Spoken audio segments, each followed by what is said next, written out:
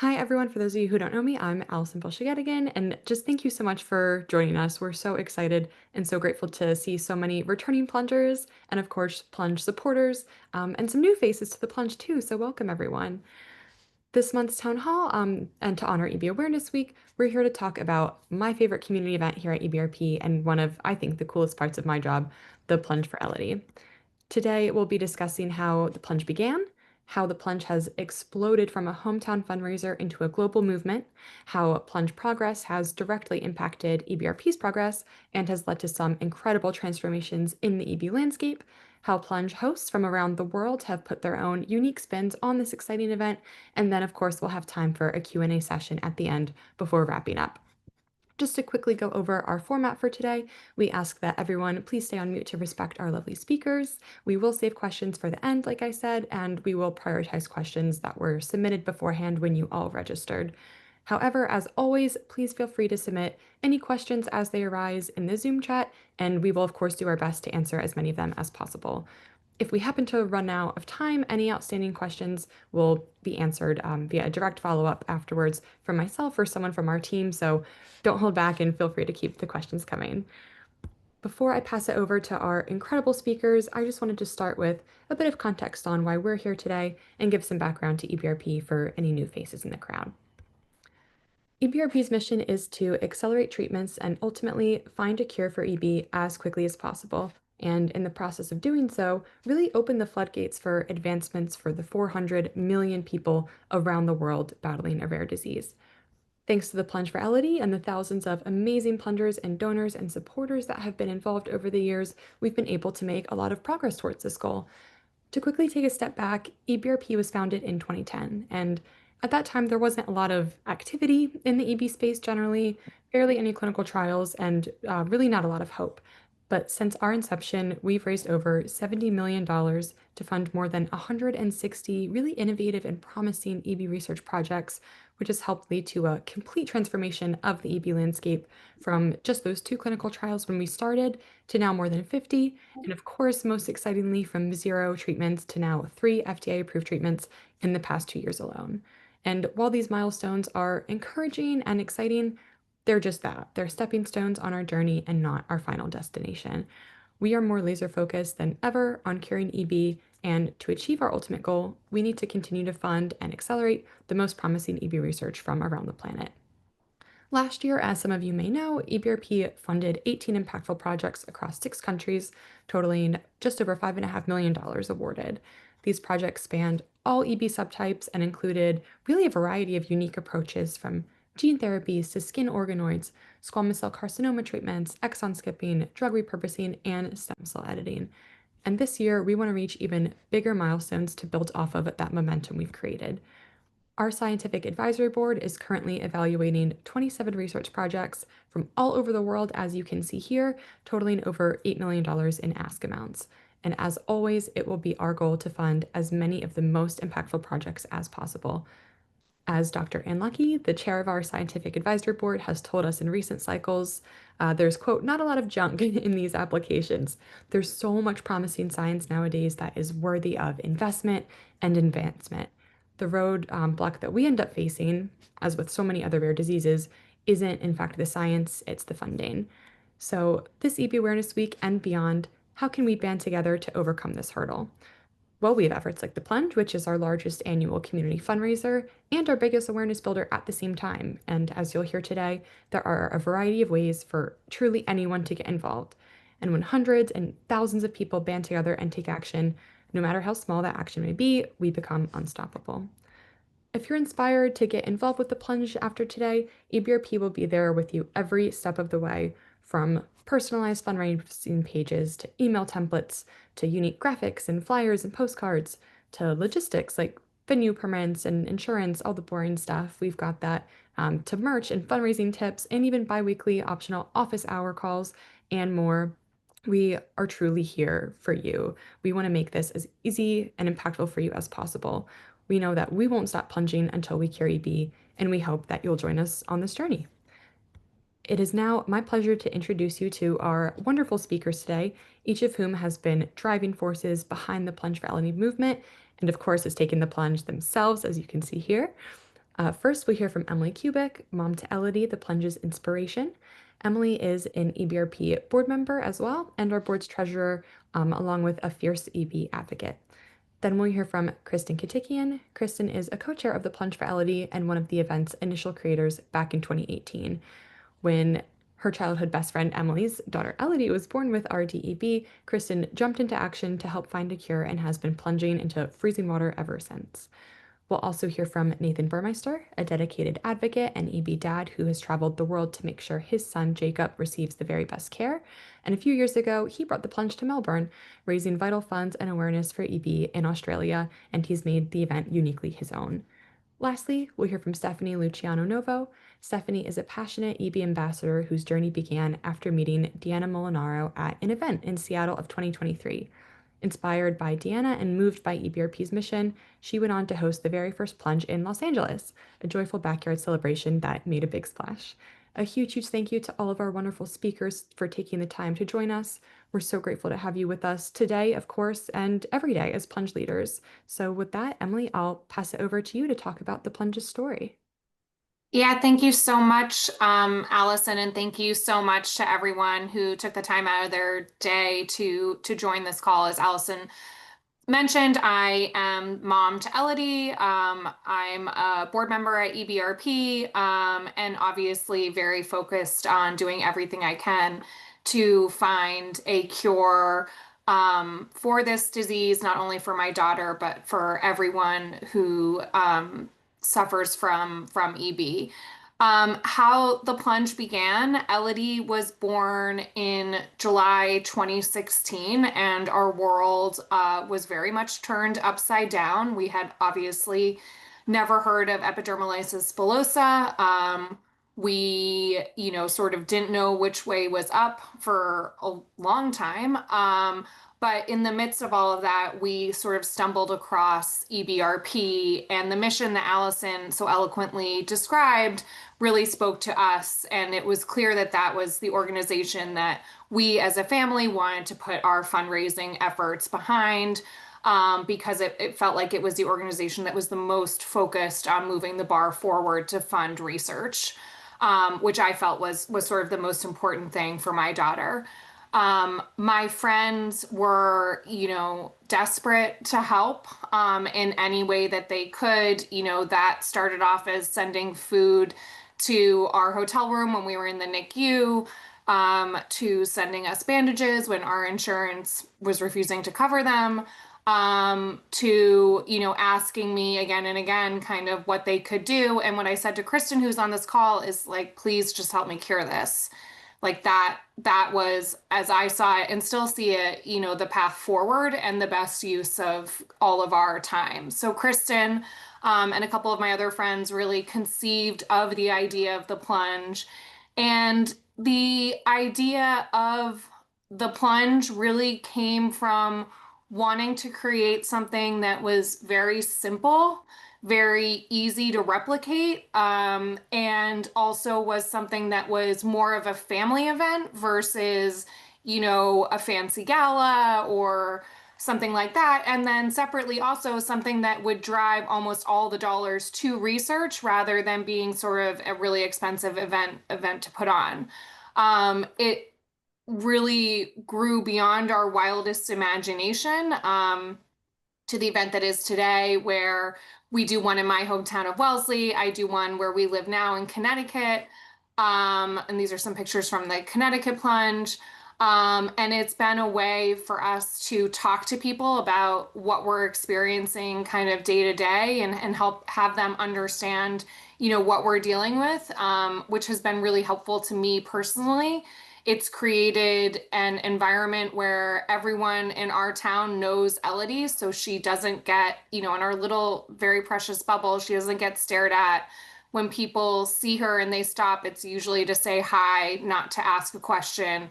And that's been really, honestly, the most beautiful thing.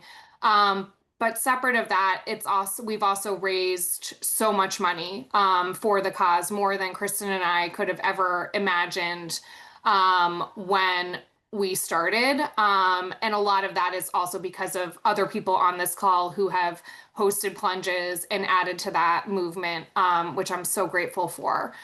Um, my hopes and goals for this year's plunge, we would obviously, every year I feel like we've been able to add locations, and add people.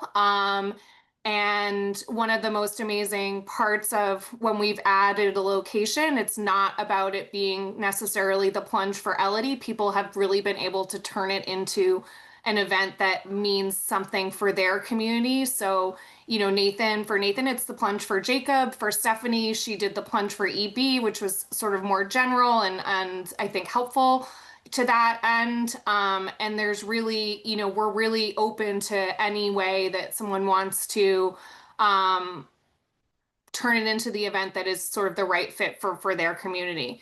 The advice that I have for anyone looking to start their own location, I'm actually gonna, this is the advice that Faye, who's another EB mom and another board member who's on this call, I think has been telling me since we started the plunge, but you can keep it simple. It doesn't have to be an overly, burdensome event.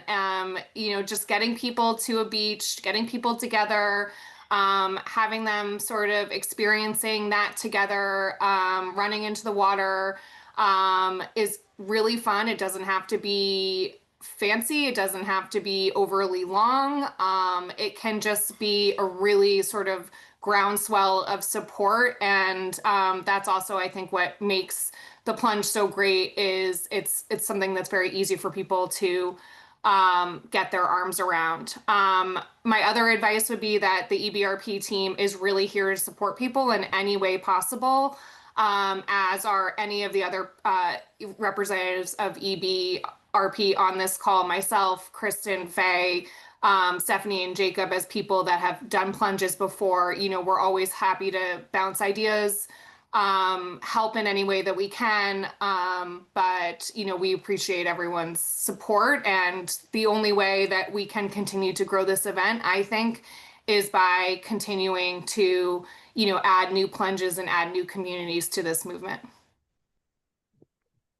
I Thank don't know you if I so missed much, anything, Emily. Allison, you can tell me. No, that was perfect. Thank you so much, Emily, for sharing the story behind the plunge and for that amazing advice. I 100% agree. And with that, I'll pass it over to Kristen now to talk about how getting creative and thinking outside of the box grew the plunge from this hometown fundraiser into such a global phenomenon. Hi, everybody. Thank you, Allison and Emily. As Allison said, I'm Kristen. Emily and I grew up across the street from each other in Wellesley, Massachusetts. We have a wonderful group of 11 best friends from childhood. And when Elodie was born, we asked Emily, what can we do to help? And she replied, help me save my daughter. So I decided then and there that we needed to do something to raise money towards a cure. I also knew I wanted to do something different than a traditional fundraiser. I really wanted to make a splash, and that word really stuck with me, and hence the Plunge for Elodie concept was born.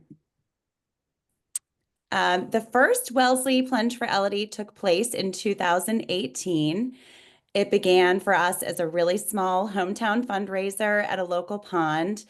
Little did we know that the plunge would quickly evolve into a global movement. And despite this growth, the concept really remains unchanged.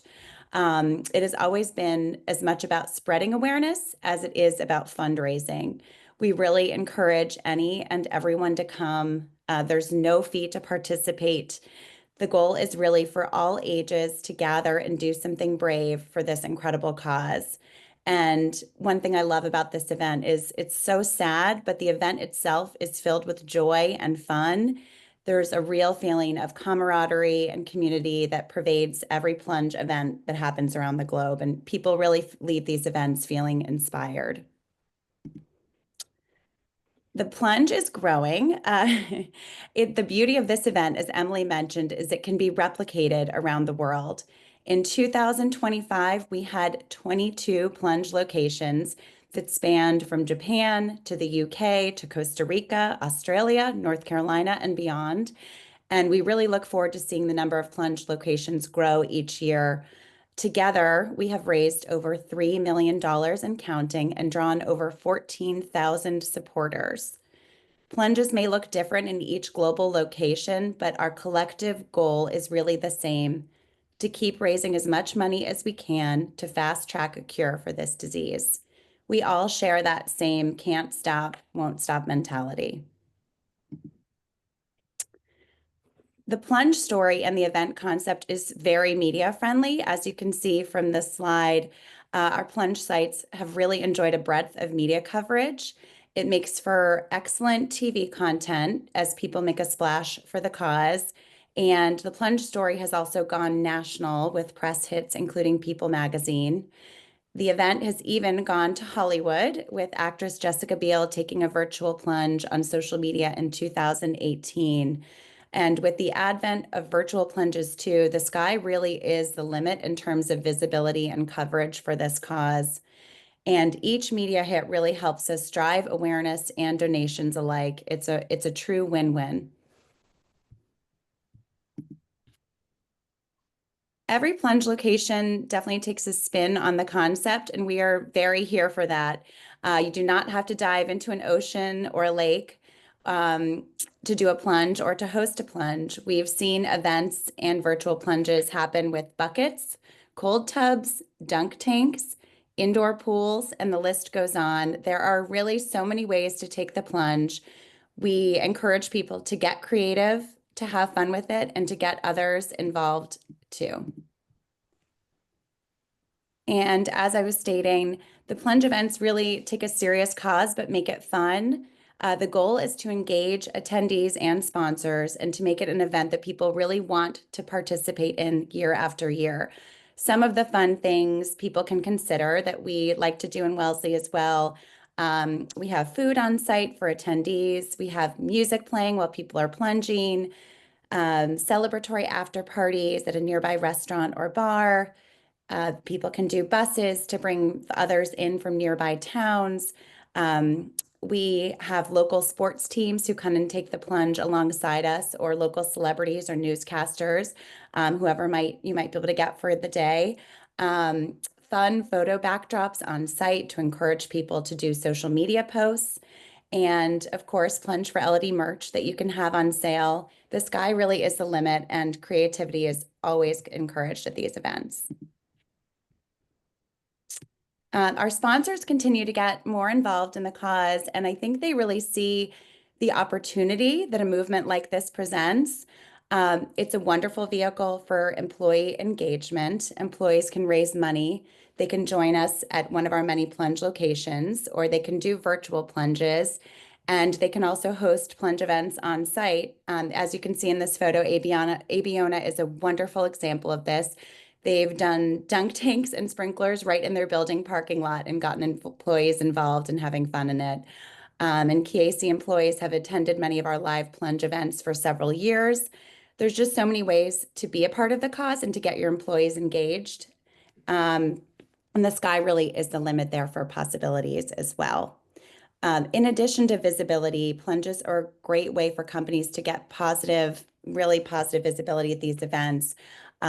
We have signage at the events. We have a website presence, social media posts, press coverage. There's just so many ways that companies can be seen by thousands of new eyes. So it's really nice, and I think companies love that it's synonymous with giving back. I should add too that we also encourage in-kind sponsors at events. For example, we have Chick-fil-A, who provides food at our Wellesley event, and Ready Ice, I know, provides ice for cold tubs in Greensboro, North Carolina. There's lots of opportunities for in-kind donations as well that are just as valuable. Fundraising is vital, but anything that helps our events be fun and wonderful is just as important. And lastly, we really encourage people to have kids get involved. It's a really fun way for them to learn how to give back at a young age. Some creative ideas that we've incorporated. We have student ambassadors. We present children with awards at the events who have raised a certain dollar amount or who've drawn a certain number of people to the events. We love to, like I said, get sports teams involved to come take the plunge. You can host a butterfly art party or an auction to raise money for the plunge. We encourage student councils and schools to get involved as well. And above all, we just love seeing kids taking the plunge alongside us. And with that, I'll close with this thought that really the best part of this movement is that every plunge looks so different, and we love that. We hope you'll get creative and join us in making waves together for this cause. Amazing. Thank you so much, Kristen. Yeah, I really think the creativity can't be overstated enough. Every single year we see the plunge take on new forms, and I, for one, am really excited to see what we're going to see this year. I bet we'll have another surprise or two. And with that, Nathan, I will pass it over to you to talk about how you've brought the plunge to Australia and made it personal to your family and to your audience. Hi, everybody. Lovely to be on this call and virtually meet you all. Next slide. My story starts with this little guy. This is Jacob. Jacob is now 3.5. He was born with dystrophic EB. Jacob is a cute, cheeky, energetic little boy, quite a charming kid. He goes to his local kindergarten and tells the girls that they're beautiful, something I don't suppose he'll get away with for much longer, but he's got a cheeky attitude. But the guy definitely suffers like others have described on this call, although suffers with grace. He doesn't eat at 3.5, which is quite a one of the more upsetting things, particularly in and amongst my wife is Italian and in amongst our household. I think that's been a really hard thing to come to grips with, that for now he's fully tube fed. And he doesn't walk at 3.5. He sort of bum shuffles, but he tries his very best. You can see that on the right-hand side of this photo. He's got all sorts of mobility aids to help him through the pain of learning to walk. But as others have described on this call, as a board member of EBRP, I'm involved in what we're up to trying to cure this disease, and I'm overall positive that there's a lot to look forward to in the therapeutic space, and it keeps me and my family driven to keep raising money and to keep pursuing this elusive cure. So we too have made a plunge. One of the things we've really targeted in this plunge is just getting our own community together. So that community is our family and friends on the left-hand side. You know, we take an annual family trip with some friends to New Zealand. They get involved. We've got researchers. That's Dr. Alison Cowan in Australia. We get the research community involved on the right-hand side. This was a cinema event we had some years back to premiere an Australian movie that was made about EB. And we take every opportunity we can to let our local community know about this great, cheap and easy to join fundraiser that we do. On the next slide, you'll see a different flavor in our plunge. Now, I'd love to say this is all creativity, but it's somewhat necessary. So picture yourself, so there's a plunge season for those who don't know, and it's sort of March to April. For those who have been to Australia, you're not going to have much luck raising money jumping in a beach in March or April in Australia. It's a lovely thing to do. So we had to put a twist on it. You know, get uncomfortable by putting a superhero costume on. You know, be a superhero for a little time, just like our EB community. And so that theme has really taken off to the point where we get the local ministers involved even in the event. And so, yeah, it's been 2 years now. It's growing. I hope this year grows again or next year grows again. And maybe next slide. That you know these photos here are filled with people from our community, including nurses that join in. So yeah, the plunge certainly has had a global impact.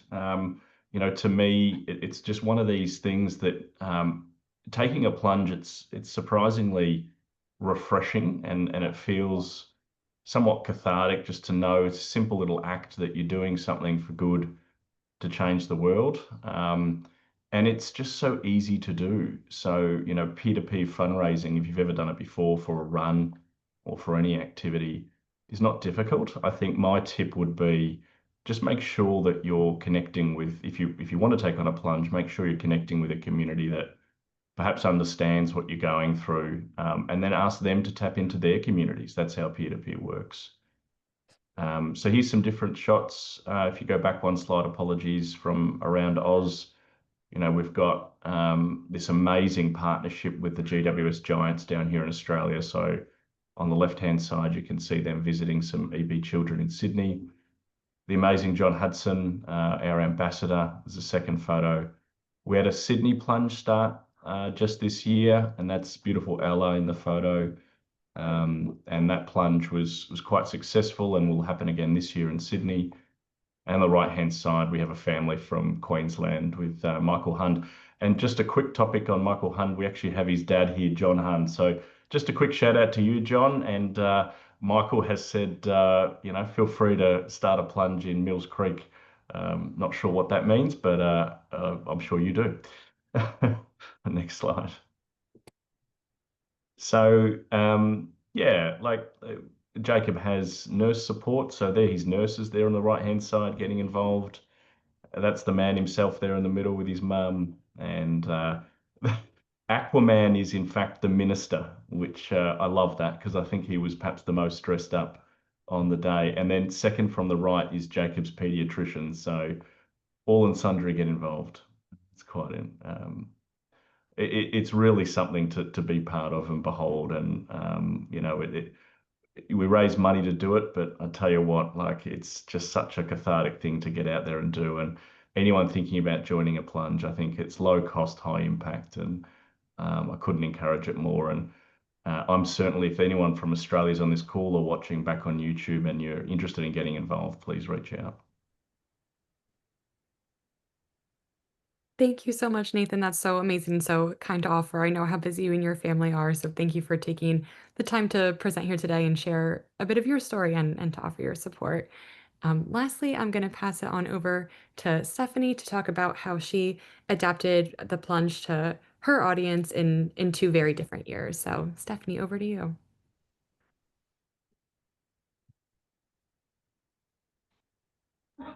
Great. I was like, where's the unmute button?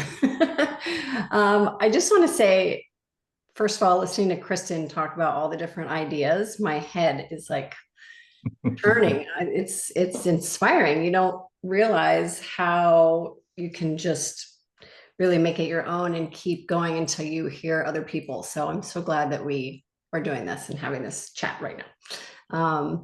So let's see. I went to, as Allison was saying, I went to the benefit show in Seattle. It was really interesting how I got involved. I decided the day before to attend the show, and Deanna was on stage, and I'm listening to her talk and so moved by her and inspired and motivated that I reached out to her on Instagram immediately after the show. And she got back to me, and we were talking about her artwork. And I was sharing with her that my daughter is going to be going to Parsons in New York and how she's very artistic. And throughout the conversation, it was just kind of back and forth for about a day and a half. And I said to her that she inspired me so much that I want to do whatever I can to help. And that was my last text to her. And she passed away 2 days, like the next day. And I was in such shock that someone in her last days took the time to talk with me. She was so selfless. She was so giving. She was such a warrior. And I thought, I can't believe this amazing human spent time with me in the last couple days of her life. It just rocked me. And I felt very honored and humbled to have that interaction with her. So it was like, okay, I talked to my husband and we decided we were going to get involved. Through talking to some friends of mine, my best friend, actually, Julie, I learned that her husband's brother, Joey, in this photo passed away about a decade earlier from EB. And there's all these like connections happening that I thought it was just meant to be, that this was my calling, I guess. I don't know any other word, but just to get involved, just to do something, not be motivated and then let that feeling pass, like hold on to that feeling and take action, do something about it. So that's how we got involved. And we had no idea like how to do it or what we were going to do. And then I joined that plunge call, that something very similar to this. And it was like, okay, let's just do a party in the backyard. I love hosting events. I love getting people together. Our community is very tight knit. And I thought, well, let's just give it a shot. And Allison was so encouraging, and just, I think the saving grace was that there was no pressure. There wasn't a financial goal to reach. There wasn't something that I felt like if I didn't do X, Y, and Z, then that wasn't enough. And it was just, we're so happy to have you and get involved. And I thought that was really great. So when I did the plunge, Brooke's mom was on the plunge, and she reached out to me. Annie reached out, and her mom were so sweet. It was like I had this new family on the East Coast, and just felt that we were all friends. Like we had known each other for a long time. And I kept finding that throughout the community. And same thing happened with Annie Patterson's mom. My husband and I went up to Seattle for a Pearl Jam show, and she said, oh my gosh, Brooks is going to be here.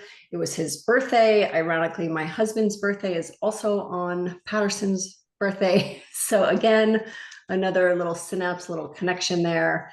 And we met Patterson at the show, and he's the same age as my son, Cruz, and he's just such a cool kid. And we were just rapping out about the music, and his energy was just up here, and he was so funny. And every step of the way, I just keep making connections with the EB community, and everyone is so kind and enthusiastic. And every child that I talk to or watch a video about is, happy isn't even the right word. They're so inspiring. They are happy. I mean, they're struggling like crazy. I talk to these moms, and it's hard enough for me to get out of my house in the morning with my own son. I can't imagine what the morning routine to get your kid ready for school and out of the house is. I just think these are some of the most inspiring moms I've ever spoken to. So it's just really something that I love being a part of. And everyone in the community is so friendly, and I'm just inspired by these kids. So I'm happy to be here, and I'm happy that they welcomed me in. I feel very grateful. So we hosted the plunge in our backyard, and it was kind of just come and support, bring your kids. We'll have a pool party. I had this bounce house that one of the local vendors actually sponsored the bounce house. And you can't see it here, but we had oh yes, you can, down there in that lower right-hand picture. They put the butterfly logo in there. And then Blinky's Donuts is our local donut shop that every parent gives donuts to their kids after every football, basketball game, and you have to bring the snacks. It's always Blinky's Donuts. So they were happy to participate. We had a cool photographer taking these Polaroids, and everything came together really organically. It just felt that people really open to the idea and wanted to come get together. And once my friends and people at school started hearing about what EB was, I think they were more curious than anything. I don't think, in fact, no one had heard of it before. And I think they wanted to come to learn. They were very curious about what is this? What is going on? How can we get involved? And the kids were really into it. And I think the kids that's my husband there in the middle, my son, Cruz, and my husband's brother-in-law there. And the kids were so excited to just hold hands and jump in the water and just have this moment where everyone felt united and they were doing something to help another child. And it was really, really cool. It was cool. Olivia came to speak. She was a surprise guest, which I thought was just like the cherry on top. It was so sweet that she was there. Next slide. So as everyone, the whole world knows, LA was hit with the fires this January. And so we've committed to being involved with the Plunge or fundraising through the Decade Till There's a Cure. That's our family's involvement, no matter what it looks like. We're here for it. We are going to support. We're in this.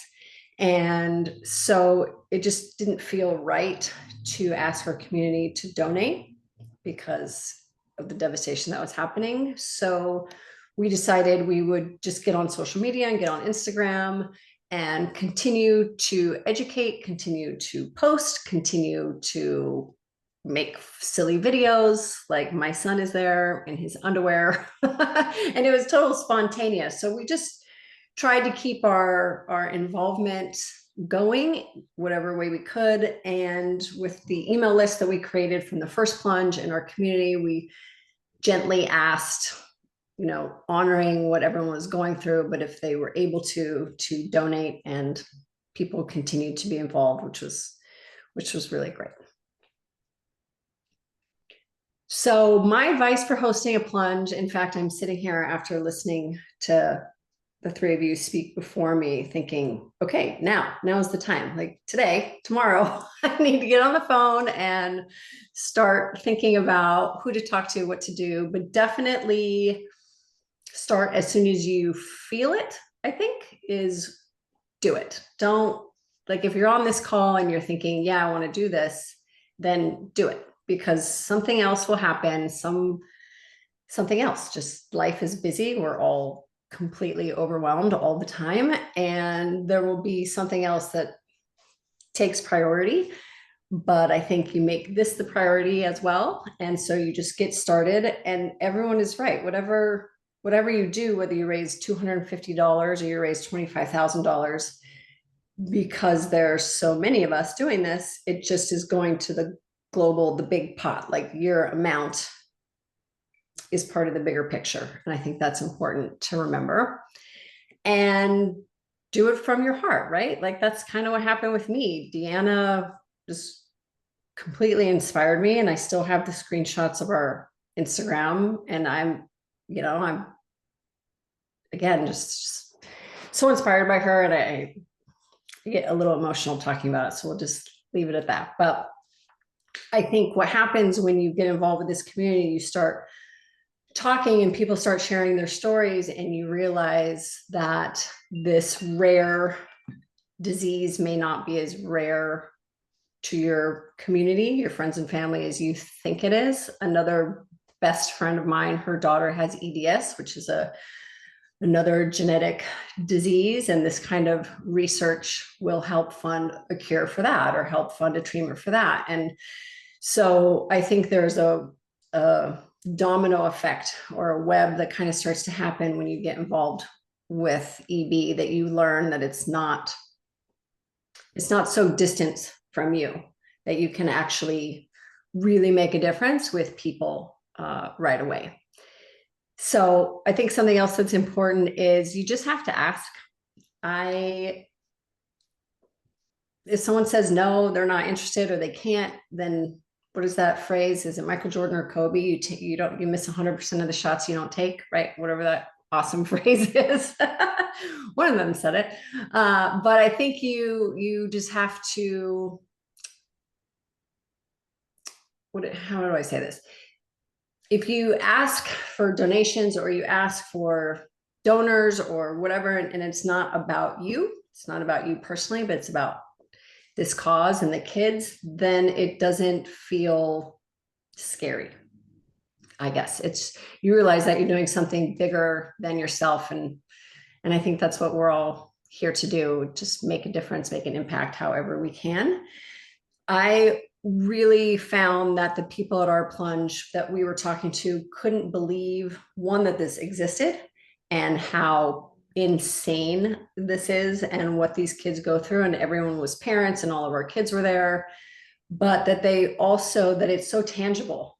The research is showing that hopefully there's a cure within the decade. And that's something that you could hold on to. You can be a part of that, and you can help push awareness. You could help push donations, grow the community. You can do all these things. And whatever you do, you are going to be a part of that journey, that cure within the decade. And, there's so many causes to give to, but some of them seem never ending. And this feels very here and now. And I think there's something about that. It's hard to put what that is into words, but for me, there's an energy around it. There's a sense of urgency. There's like a here and now to it. And so that's why we're committed until we see this through, because there is so much hope involved. And I think you just make it fun. You make it fun, whatever you're into. I love hosting events. I love pool parties. I love getting my friends together. I like good food, music. So I just did what speaks to me. And I think whatever speaks to people who are listening to that, then just do that. I loved how Emily said, it doesn't have to be a big gala. It doesn't have to be, what for those of us that are, all in schools, what the big fundraiser event of the year looks like, which is a massive undertaking. This can be 2 hours out of your time and show up here, do this. It was interesting. We ended up raising most of our money before the plunge, actually. And people still showed up to have that sense of community and have their friends have their kids have fun at the pool party. And there were still donations at the event. And then we sold the merch. One thing that we did was we got local sponsors and we did raffle tickets and gift baskets. So we had all the gift baskets out for restaurants, facial treatments, massages, things like that.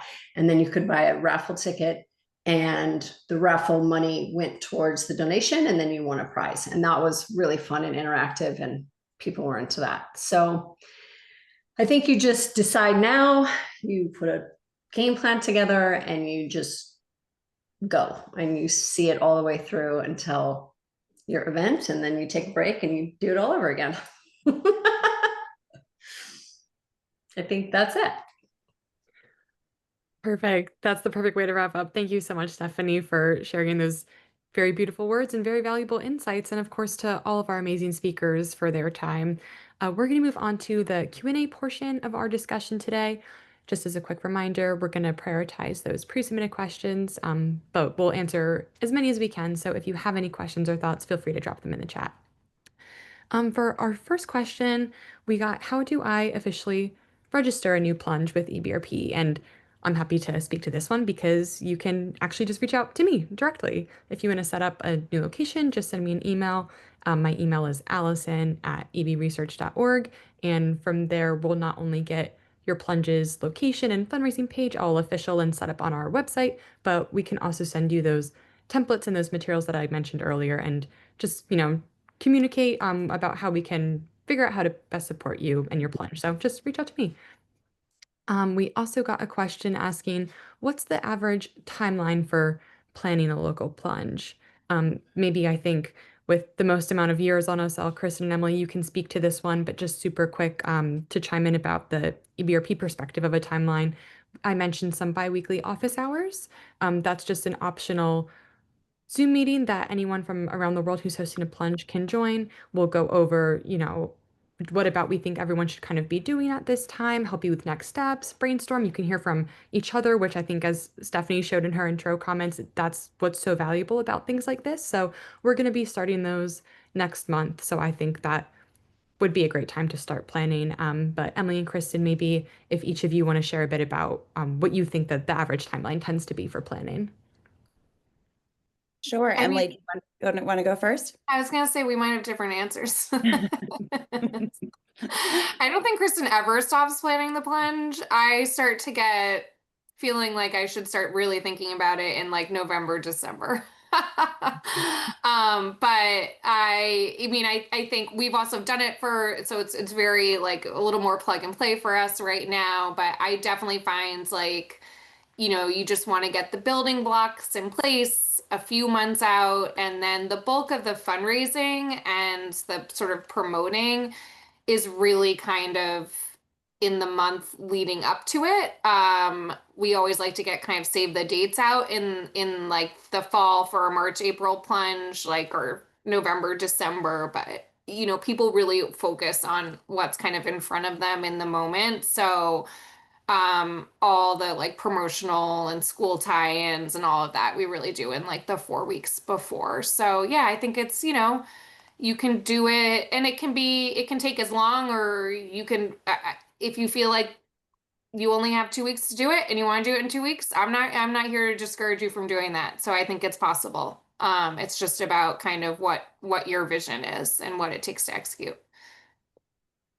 I echo everything you just said. I think, you can go for sponsorships and media coverage and all that, or you can plan this in 2 weeks and do something really creative and cool, and push it out on social media. And to Emily's point, a lot of people are kind of operating in the immediate. So as much as I like to plan far out, there's so much you can also do in the month leading up to it. And there's no wrong answer for sure. And you guys have been so helpful at EBRP guiding people along the way. So I would just encourage people and echo when everyone said to join the office hours. It's a wonderful resource and really helpful for people to stay on track and have the tools that they need to proceed. Thank you so much, Kristen, for the office hour shout out. And yeah, I agree with both of you. It definitely depends on the person, the plunge, and bottom line is we'll help you make anything happen.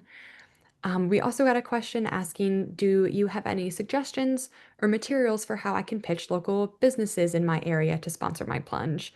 And like we've said from the EBRP side, we definitely have those materials. We're happy to share and get creative with you there.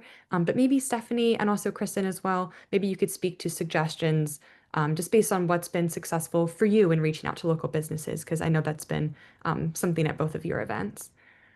I think for me, I got lucky in that I have a couple of friends who own very popular restaurants. So that was wonderful that they were very willing to help. But then it's also just the people that I see, the women. I mean, we all get facials. So the person who's been doing my facials for 2 years, I asked, and I think you just ask the people that you might feel weird, like, oh gosh, but you are a client of theirs and you do support their business. So you're asking just a small favor back, but they're also going to get something out of that. They get to give back and they get to hopefully get new clients, which every single one of the people who donated gift cards or gift certificates did. It's just an exchange. So I think you just figure out who's in your circle and reach out. Absolutely. I wholeheartedly agree with that. And then I think too, one thing that Emily suggested early on and has been really helpful is we look at what companies have sponsored events, other charity events in the local area. And those are typically companies that are, like-minded and want to participate in these kinds of things. So we just kind of make a spreadsheet and keep editing that spreadsheet. But I agree. I think start with relationships. It makes it a little bit less daunting. And I think people really do want to help, which is so nice to see. Absolutely. And I know something you spoke to earlier, Kristen, is that of course the fundraising is so important, but there's so many other ways for companies or especially small local businesses to get involved. I know something that's been successful in your area is Camella's, the Italian restaurant, who hosts, basically a plunge night where a portion of the proceeds benefit the plunge and the fundraiser. So I do think that there's a lot of different ways to engage local businesses. Another question we got, um, a bit of a comment as well. Fundraising can often feel intimidating for first-time event hosts. What are some strategies that have worked for you all in getting people excited to give or to participate? And I'll open that up to anyone. Maybe if we want to start with you, Nathan. I think, as others have said, I think if you first tap into your closest network and sort of share what you're thinking about and trying to achieve with them, it can snowball. I assume that's probably what happened with Emily and Kristen early on. It's like you have a chat, you describe and maybe over a few wines or dinners, get excited about the prospect of a plunge or what it could be, and get others in your very close community to be thinking about how they can contribute, and it snowballs. That's my experience anyway. Absolutely. Allison, Yeah, can hi. you, I've got to run, but Michael has been talking about these fundraisers for years. And so he suggested I listen to this, and it's been great. It really has fleshed out the ideas, the motivation. And I'm talking from the Flint Hills, where Michael grew up, where it's not flat. It looks more like Vermont here than it does Mhm. Oklahoma. So anyway, those of you that know Michael probably want to know a story or two, and I'll just share one thing that won't surprise you. He and his brother were precocious, 2 years apart. And Michael, there's a saying, Michael could talk the devil out of his pitchfork when he was 2 years old. And that probably doesn't surprise any of you. So anyway, uh, on behalf of myself and his entire family, we're really gratified, not only with the work he has done, but all of you have done, and your commitment is amazing. So if anybody wants to come to Kansas, it's not flat, not here. Take care, folks. Thank you so much, John. Thank you. Thank you for sharing and that means a lot. So thank you. Yeah, if you want to connect about a Kansas plunge, you know where to find me. Michael can Well, help. it's right behind our house. We have 2 miles of a really beautiful, clean river that runs through our place. And Perfect. it's the cleanest in the Midwest because it all runs out of native prairie, Flint Hills. Now, if I'm not careful, I'll drop $5 in my own jukebox talking about the Flint Hills. So I better control myself. I think the O- stars are aligning, so we'll make that happen. Thank you so much, John. Have a Okay. All right. Take care. And then one other question that we got that I thought was a sweet one. So we'll go around and maybe everyone of our speakers can share what's been the most rewarding part of hosting or participating in a plunge. Maybe Kristen will kick it off with you. I mean, can I say all of it? But honestly, I think that morning looking around and seeing everyone so excited to be there, and seeing people holding hands running into the water, it actually like brings me to tears talking about it. It's again, I know I said this, but it's a sad cause, but that day is the opposite of, and that's one of the reasons I really love this event. It really feels like a huge celebration, and we're all nervous and excited and feeling brave. And I think it's a real tribute to what EB kids have to go through every day. There's just something about it that I can't put into words exactly, but that's really special, and more special than any other event I've ever been able to be a part of. So I'm just actually grateful to it. And I hope we can see a cure soon. Even though we love this event, we'd also love to see the last day of it one day soon. Mm. We'll move on to something else. Pay it forward. Exactly. Nathan or Stephanie, do you have a particular moment that stands out in hosting or taking the plunge? I think the sense of community is such a wonderful thing. We're always in our own boxes doing so many different things in our own lives. To take time out to come together to raise awareness and raise money for these children who didn't ask for this is I don't think that you can have a greater feeling.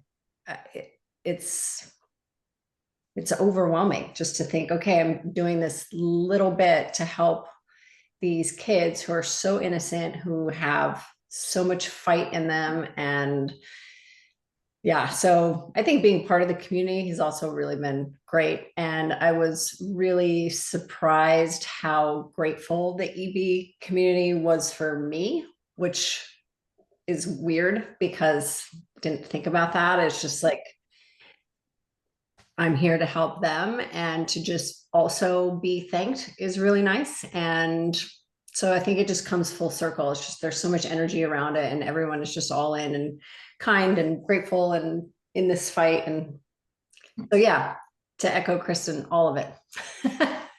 All of it. Thank you, Stephanie. Nathan, you want to take us home? Do you have a moment that stands out?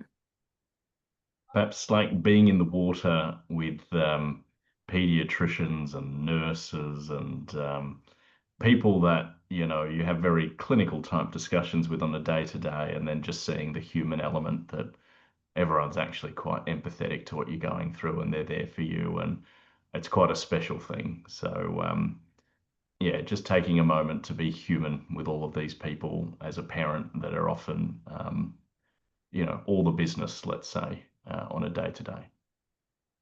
Yeah, that's beautiful. Thank you so much for sharing. I like wish it was March already. Now I'm so excited to plunge again. Okay, thank you so much, everyone. Just to wrap up, how can everyone on this call support this incredible event and directly accelerate EBRP's mission? We've got a few ways. We already have multiple plunge locations confirmed for 2026, and anyone and everyone on this call is absolutely more than welcome to attend one of those plunges and bring your friends and family along too. So I think Margot from our team is going to drop a link in the chat where you can learn more about our current sites and how to get involved. Or, of course, as we've said, if you don't see a plunge that's near you, you can be like John and take the initiative to start your own. As we discussed, there are so many creative and varied ways to host a plunge, and EBRP will be there with you every step of the way to make sure that it's not only a successful day, but a fun day too. And last year, when we did a call pretty similar to this, we got a few new sites confirmed just within minutes of getting off the call. So let's see if this year we can get some more new locations confirmed. If you're interested in starting a plunge, like I mentioned, feel free to drop a message in this chat, or you can email me directly at allison@ebresearch.org. And if you can't take the plunge, but you still want to make a splash by making a donation, truly every single dollar counts. We also do have a range of sponsorship opportunities that we've touched on today that you can take a look at that same link that Margot put in the chat. Or if you know someone or a business that may be interested in sponsoring, we'd be happy to meet with them as well if that's helpful to you and share the variety of ways and the levels at which they can get involved. Lastly, this week and beyond, of course, you can show your support by spreading the word about the plunge and raising awareness for EB, which is so incredibly critical with the rare disease. This town hall, like I mentioned, was recorded, so maybe if you'd like, you can send it to your friends and family to share the story of the plunge, and of course, maybe see if they'd want to host an event, a location with you.